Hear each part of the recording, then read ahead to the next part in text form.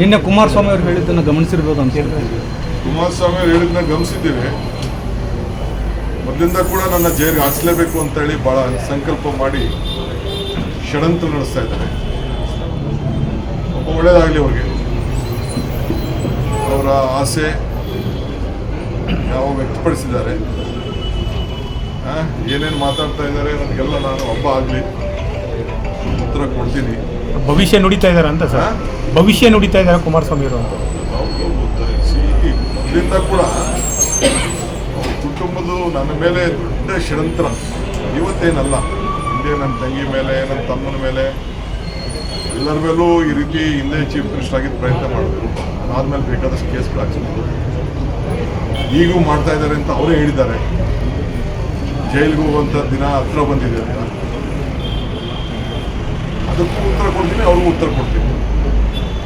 ಇಲ್ಲ ನಾನು ಒಂದು ಕೆಲಸ ಮಾಡಿದ್ದೀನಲ್ಲ, ಇದು ಎಲ್ಲರೂ ಒಂದು ಕೊನೆ ಆಗಬೇಕು. ಯಾವುದಾದ್ರು ಒಂದು ಚಾನಲ್ಗೆ, ಪ್ರಸಿದ್ಧವಾದ ಚಾನಲ್ಗೆ ಕರೀರಿ, ಪಕ್ಕದಲ್ಲಿ ಅವ್ರನ್ನೂ ಕುಂಡಿಸ್ಕೊಳ್ಳಿ, ನನ್ನೂ ಕುಂಡಿಸ್ಕೊಳ್ಳಿ. ಹಿಂದೆ ಸಾತ್ಪುರಲ್ಲಿ ನಡೆದಿದ್ದಲ್ಲ ಮ್ಯಾಚ್ 2020, ಹಂಗೆ ನಡೀಲಿ. ನಾನು ಅಸೆಂಬ್ಲಿ ಕರೆದಿದ್ದೆ, ಪಾಪ ಪಾರ್ಲಿಮೆಂಟ್ ಹೊಂಟೋದು.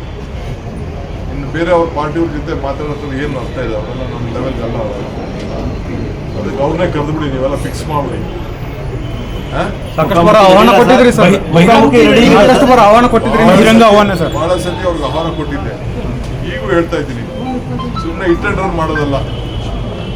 ನಾನು ಏನೇನು ಮಾಡಿದ್ದೀನಿ ಅಂತ ಏನೇನು ಅವ್ರು ಹೇಳ್ತಾರಲ್ಲ, ನಂದು ಅವ್ರದ್ದು ಎಲ್ಲ ಚರ್ಚೆ ಆಗಲಿ.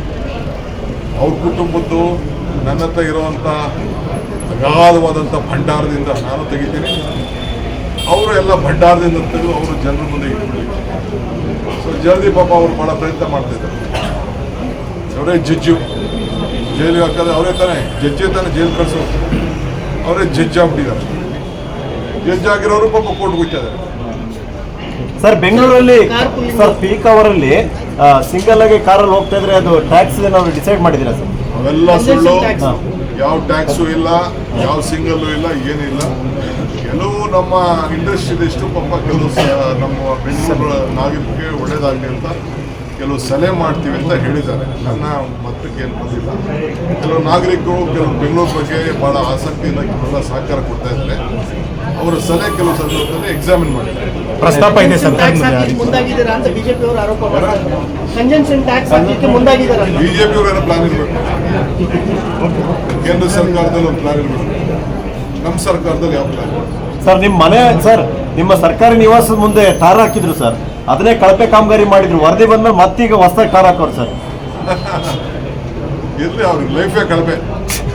ಬಿಜೆಪಿ ಅವ್ರ ಲೈಫು ಅಲ್ಲ, ಬಿಜೆಪಿ ಅಲ್ಲ ಸರ್, ನಿಮ್ಮ ಅಧಿಕಾರಿಗಳು ಸರ್. ನಮ್ದು ಯಾವುದು, ನಾವ್ಯಾವುದು ಕಳಪೆಗೆ ಹೋಗಲಿಲ್ಲ. ಅವರೆಲ್ಲ ಕಳಪೆ ಹಾಕ್ಸ್ತಾ ಇದ್ದಾರೆ. ಅವ್ರ MLA ಕ್ಷೇತ್ರದಲ್ಲೇ ಕಳಪೆ ಇದೆ. ನಿಮ್ಮನೆ ಎದುರುಗಡೆ ರೋಡ್ ಹಂಗೆ ಮಾಡಿದ್ರು ಅಂತ ಅವ್ರ ಕ್ಷೇತ್ರನೇ